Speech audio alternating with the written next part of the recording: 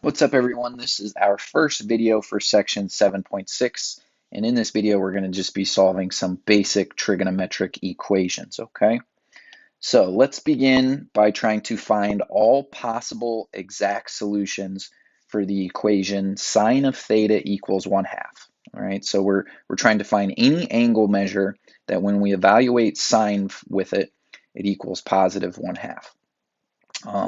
Right away, I'm focusing on the fact that the 1/2 is positive. I know sine is only positive for first and second quadrant angles, okay? So let's draw out a first quadrant situation here. All right, here would be theta. If sine is 1/2, y is 1, r is 2, that makes this radical 3. So I can tell you that theta is either 30 degrees or in radians, pi over 6, right? In the second quadrant, if I draw that same 30-degree reference triangle, I end up with theta also having a possibility of 150 degrees or 5 pi over 6.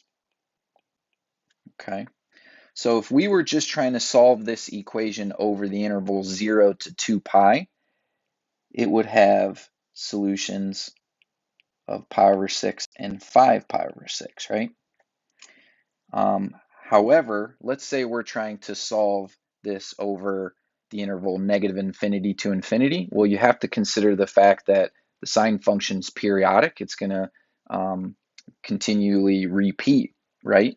So we would have to account for all of those other angles that are a multiple of 2 pi away from pi over 6 or 5 pi over 6. So we would want to write our solutions with a little formula, okay?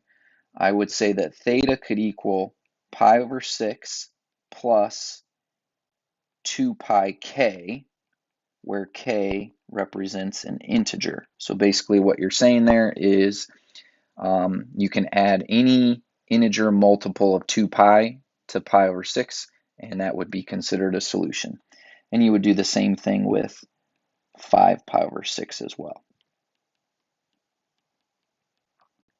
Okay.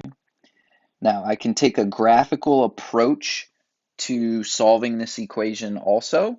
Notice I have in the graph here, I have y equals sine of theta graphed. That's the red curve. And then I also have y equals 1/2 graphed. Okay, so notice I've just taken my equation sine of theta equals 1/2, and I've assigned each side of the equation to being a function. Okay, and I'm looking for the intersection of those two. So notice that we intersect at a value of pi over 6, and we intersected a value of 5 pi over 6 as well. Okay. The other approach that we could take on this is using the inverse sine function on our calculator. We could have just found inverse sine of 1/2, but that would only give me 30 degrees or pi over 6, right? Because of the range restriction on sine, it only yields first quadrant angles. So that means I'd have to reason out the second quadrant angle as well, using 30 degrees as a reference in quadrant 2. Okay. All right. Second example. We want to solve over the interval 0 to 360 degrees, right? 3 times sine of theta minus 9 is equal to -7. All right, so the first thing I'm going to do here is take my equation and try to isolate the sine of theta. So I'll begin by adding 9 over, and then I'll divide by 3, and sine of theta is going to equal 2/3. Okay, so similar to the last example here, I can tell you that theta is in quadrant 1 as well as quadrant 2 because we're saying that sine of theta is equal to a positive 2/3. Okay, so let's try to draw this out for the first quadrant first. Y is 2, r is 3, and that makes x the square root of 5. Clearly, this is not a nice special right triangle. So in order to find theta here, I have no choice but to use an inverse sine function. I'm going to say that theta is equal to inverse sine of 2/3, and I'm going to punch that in to my calculator. Okay. Let's see here. Make sure your calculator is in degree mode. So inverse sine of 2/3 is 41.8 approximately. All right, so there's our first solution. And then for our second quadrant solution, all we need to do is treat that 41.8 degrees as a reference angle. So we're going to subtract it then from 180 to get our second quadrant solution. 138.2 degrees. Okay. Now let's verify this with the graphical approach in Desmos, okay? So let's open this link up. All right, and the first thing I'm going to do is kind of change the settings on the graph. Click the wrench in the top right side here, and let's see. We want to be in degree mode, and then we want to make the x-axis. Let's just have it span from 0 to 360 degrees. Okay. Now, in box 1, let's just type in y equals the sine of theta. Okay. And then in box 2, we're going to type in y equals 2/3. That's because once we isolated sine, it was equal to 2/3. Okay. All right, so if we zoom in here a little bit, we're looking for the intersection points of those two curves, right? You tap on them, notice the intersection point. It has an x value of 41.81. That's representing degrees. And then over here, 138.19 degrees. They seem to match my solutions very well. Okay. All right, one final example for this particular video.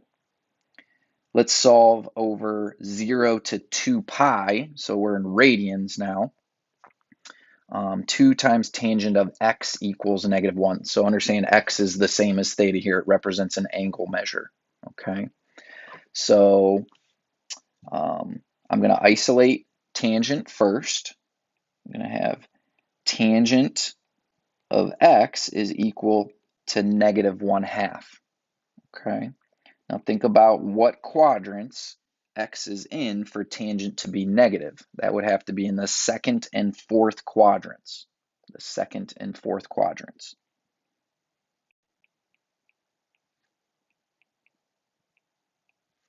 All right. And I'm going to have to use an inverse function here again as well. So x is equal to the inverse tangent of -1/2. Okay. Now, make sure your calculator is in degree, or I'm sorry, radian mode this time. Right now mine's in degrees, so I switch it to radians. And I'm going to find inverse tangent of -1/2. Okay. And what you're going to notice, it's going to give you a negative value, -0.46 approximately. All right. And I have an issue with that. Okay. The issue is that -0.46 radians is not within the interval 0 to 2 pi. Okay. Remember, the inverse tangent function, when it yields a fourth quadrant angle, it gives it in the negative direction, okay? So I need to make this positive, find a coterminal angle to it by simply adding 2 pi. Negative 0.46 plus 2 pi is going to be approximately 5.82. Okay, let's verify that. If I just do plus 2 pi, yep, 5.82. All right, so that takes care of, that's your fourth quadrant angle. To get your second quadrant angle, all you need to do is treat that negative 0.46, treat it as a reference angle, so you want to treat it as positive 0.46 in quadrant 2, which ultimately means you're just going to be subtracting it from pi over 6, and that should give me 2.68 as my second value. Okay, now let's verify these with Desmos as well. Okay, so this time let's clear box 1 and box 2 out, and we're going to change our settings to where we're in radians, and the x-axis will go from 0 to 2 pi. Okay, and in box 1 I'll type in y equals the tangent of x, or theta, doesn't really matter. And then in box 2 I'll type in y equals negative 1/2. Okay, and let's kind of zoom out here so you can see the first intersection point right there is at 2.678, which matches the second solution that we found there, quadrant 2 angle. And then right here, 5.82 matches the fourth quadrant angle that we found.